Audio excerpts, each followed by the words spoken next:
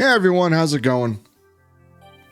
So, the Yuzu emulator has been dropped, and I thought I'd go back into the history of Nintendo and emulation, because I actually know a few things about this, believe it or not. And this might not be a very long video, but I think we go through some basics here about how Nintendo actually fought emulation back in the day. And this is going to be interesting. So, for those of you who don't know about my history with emulation, I learned about emulators back in 1998. And the two we had were for Nintendo and Super Nintendo. Nintendo had, I believe it was Nestle, I think it was called. They had one for DOS, they would have for Windows. The other one that we had was Super Nintendo. I believe that was ZSNES or ZNES. That was for Super Nintendo. That was a pretty good emulator. It didn't do super effects at the time, but it was really good. And I enjoyed that one. So, I think I could talk a little bit about this. Now, the thing was, I think Nintendo found out about emulation around the time I did. I'm guessing. But Nintendo had their own way of dealing with it. So they knew not to go after some of these companies with these older emulators. The reason why was because they knew it was no way to win the fight. In the United States, there was no way to win because there was a thing called reverse engineering, which is legal. So that wasn't happening. But they did go after another company that made Ultra HLE. And I never played around with the simulator. It's been long dead.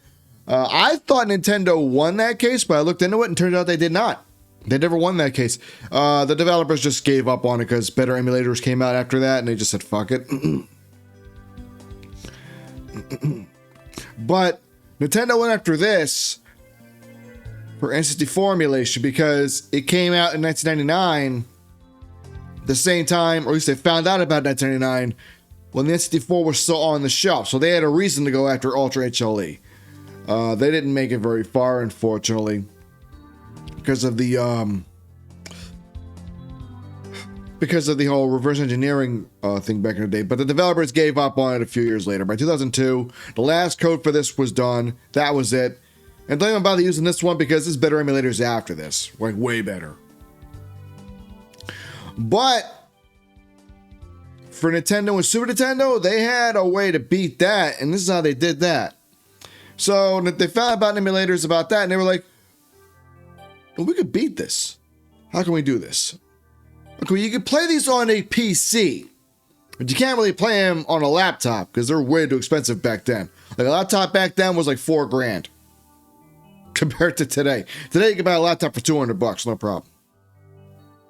So they were like, okay, they can't play these games on the go. We got an idea. You know what? We're going to release the Game Boy Color. And you know what? We're going to put out Super Mario Brothers on there. Redone, remastered, even with a save feature. And we're going to sneak in Super Mario Brothers, the original Super Mario Brothers 2, which was renamed Super Mario Brothers for Super Players. That was a good deal, and it sold really well. Oh yeah, Pokemon was coming around this time too, which showed that, retro gaming wasn't dead completely, at least not on the Game Boy. Massive hit, massive success. Perfect. That was a good way Nintendo to get the ball started on that. So a few years later, hey, you know what? We're going to release the Game Boy Advance. And you know what? It's going to play Super Nintendo games at 32-bit, and we're going to re-release a whole bunch of them. We got a whole bunch of developers online for that, and they did. They released Super Mario World, Super Mario Brothers 2, remastered completely, Super Mario Brothers 3, Yoshi's Island, even other Super Nintendo games that had Donkey Kong Country games on there, all kinds of crazy stuff they put out. Like, it was really a Super Nintendo on the go. That was a good way to beat it. That was in 2001, by the way. The Game Boy Color came out in 1998. 2004 rolls around. Hey, N64? 64-bit games? Tell you what. We'll bring that back too. with the Nintendo DS, it has 2 screens, and on launch, we're going to have Super Mario 64 DS, which will have 2-player playability, 4 characters. You have to unlock them, but you got 4 characters, 30 extra stars to find, as well as a ton of additional content, mini games, everything. At launch for the Nintendo DS. And they released a bunch of other games for the DS also. They released a whole new Mario Kart, you know, they got Diddy Kong Racing, and there are all kinds of cool stuff. That was a huge success.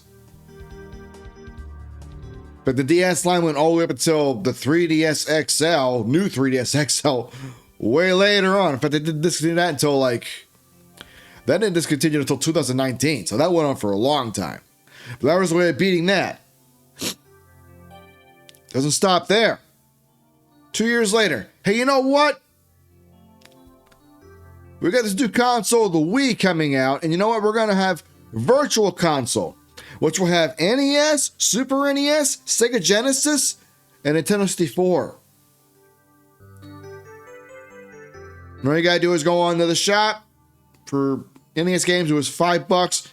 N64 games, $10. Boom. You can play those games again, no problem on that console, and they will work flawlessly. I think they had games at launch. By the end of it, they had 21 games. And of course, towards the end of that, they had Neo Geo, TurboGrafx 16. They had literally all kinds of consoles available. It was insane. And no joke, by 2010, emulation was like a bad word all of a sudden. Almost no one was doing emulation. We had compilations coming up at other companies. I mean, even Xbox Live and PlayStation Network were having emulators on there. Not emulators, but games re-released. In 2009, we finally got a digital download for Final Fantasy VII. Before that, that game was so hard to find. Yeah, you can probably find a used copy if you know where to look. But everywhere I looked, it was like $200. Because no one gave up their copies. Everyone kept them. So by 2010, yeah, emulation was almost unheard of by that point. No one was using emulators by that point. At least not that I know of. You know, it was a very, very niche thing by that point. No, there was no reason to. Everyone had emulators for their consoles. So you would think emulation should be dead. Well, something else happened. A little something known as Android technology, also known as ARC technology. And the fight started all over again. Also, Nintendo, we was having homebrew technology on that thing. It wasn't too common early on, but later on, especially by 2011, more people were doing homebrews on the Wii. You know, and the next thing you know, everybody was playing like classic NES, Super NES games, Sega Genesis games on the Wii with emulators. So they do homebrew technology for that. But Android technology started the fight all over again. It was so easy to use. It basically ran on Linux, which is way easier to make stuff running on because it uses so little power. And then a little something else showed up. Oh, the Raspberry Pi. This is the, I think the 2 model. No, this is the 3 Model B. No, 4 Model B. I'm sorry. No, it's got the 2 HDMI ports, mini HDMI ports. And Raspberry Pi technology, I got Raspberry Pi 2 Model B in 2015. My brother bought me one, and we had to figure out how to use it. But once we got Retro Pi on there, then we could start play all the old emulator games. We even got N64 games running on there. They weren't perfect, but they ran. That was awesome. And again, it started the whole fight all over again. We had Retroarch get really good. Like most games ran on Retroarch, no problem. You know, it was pretty interesting. You know, and then Nintendo, I think 2019, they started the fight all over again. But they started going after certain ROM sites, like 1 or 2. But they went to the ROM sites only if they were selling stuff. They can get busted for that. And if you're selling it, Nintendo can go after you. They can't go after you if it's free. You know, they tried. They can't do it no more. The U.S. system won't allow that. So they tried to fight it again. There were a lot of losses. They didn't bother. I know MU Paradise went down. They took their own website down because they didn't want to deal with Nintendo. I think they had a paid model on there, and that's the reason why they took it down. The site's still up, but there's nothing on it. So that's that. So where are we at today? Well, the Yuzu emulator got taken down. I already did a video on this. That was my last video. I got some interesting comments in there. Here's the problem with the Yuzu. So, Yuzu showed up pretty quick. Because the hardware in the Switch is a little dated when it came out. But that's always been a thing with Nintendo. Their hardware is always dated when it comes out because they want to cut down on battery life. And they want to get the most out of it. When they tried to be bleeding edge, it never worked. When they tried to scale things back and just focus on entertainment, they always sold well. Now, the Yuzu emulator is controversial to the fact that it was basically free, but the nightly downloads you had to pay for it. And that's where the problem kicks in. You had to pay for some of this stuff. I'm not going to bring up the website or the Patreon, but you can look it up if you want to. They had over 6,000 members, damn near 7,000 members on their Patreon for the nightly download. And that was like $30 a month. So, you know, Nintendo can't claim piracy, which is what they did. And I'm pretty sure the developers of this emulator, because usually, like, the emulators that come out the fastest have some kind of piracy in them. And they did go after Dolphin, but it was only because of the Steam version. Like, the regular version you can still download. It still works. There's still nightly developers of all that stuff, too, I think. So, and they managed to take down Yuzu. Now, there's other Switch emulators popping up for free now. Other guys started dropping their paid subscriptions, which is actually a smart move. Don't charge money for that shit. Even Drastic, which is Nintendo DS emulator, they used to charge money for it. They dropped that recently, too. Like, right as Nintendo shut this down, they dropped that immediately so they didn't get busted for it. Which I'm going to say right now, I don't like having to pay for emulators. I don't think it's a smart move. Because you're basically making free code, and you don't want to get busted by the developer for it. So, if you really look at the timeline, Nintendo actually did beat emulation at one point. They actually did. Because like I said, by 2010, emulation was a bad word. Like, no one did emulation very well. It was only because the Android technology came up, then it picked up the argument again. You know, more people were starting to, like, really get that stuff going again. Nowadays, emulation is getting really good. You know, like even N64 emulation, if you know which ones to use and how to set it up, you can make it almost exactly the same as the console, if not better nowadays. But at the same time, I do have to agree with some people on some topics. I do think Nintendo needs to back off on trying to fight emulation so much. Yuzu had it coming, which is why I never touched Yuzu or any Switch emulation. I know better. Why? I got a Switch on the other side of the room. If I want to play the Switch, I'll bust it out and play it on that.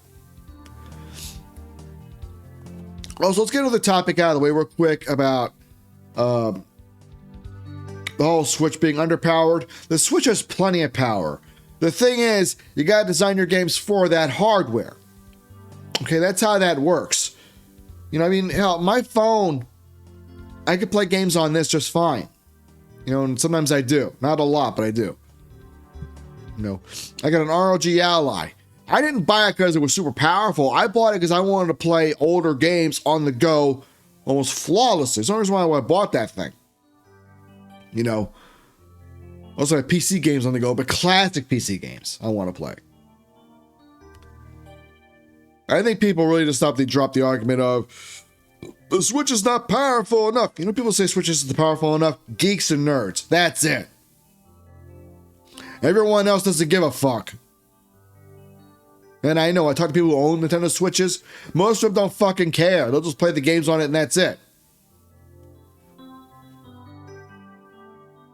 So only geeks and nerds who need to have a powerhouse of a PC with 500 frames per second, and yeah, I've seen that shit, which you don't need. You really don't need, you know.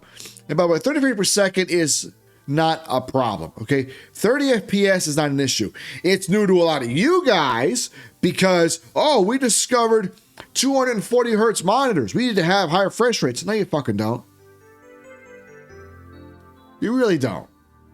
It might look cool, yeah, but I also know it makes your PC cry like a motherfucker and heats up your damn room.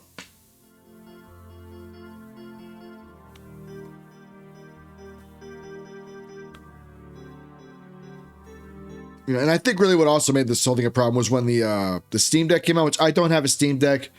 I'm probably never going to buy a Steam Deck because I don't support the image of it. I love Steam. Don't get me wrong. I use Steam all the fucking time. I got it on my PC. You know, I use Steam all the time. But I use Steam on a PC. I'm not buying a Steam Deck. You know, I just don't support it. But I think it's cool that Steam finally got a console in the market, especially a portable one. Yeah, I think it's great. And honestly, if you don't like the Switch, go to fucking Steam. Get a Steam Deck, play that. And you know what? If you want to learn hardcore shit, get an ROG Ally and play that. Or better yet, get the Lenovo Legion Go. Waste your money on that shit. And learn the hard way why people aren't going to support it that much. You know, I got the ROG Ally. I'm happy with it. You know, and I got the Z1 model, not the ZX Extreme, because I don't need the Z1 Extreme. Reason why is I know what the fuck I'm doing. I work at Intel. So, well, anyway, that's the Nintendo history on emulation. I just want to give you guys a quick update on that. Hope y'all found this video great. Also, like, comment, subscribe, all that shit, and y'all have yourselves a good day.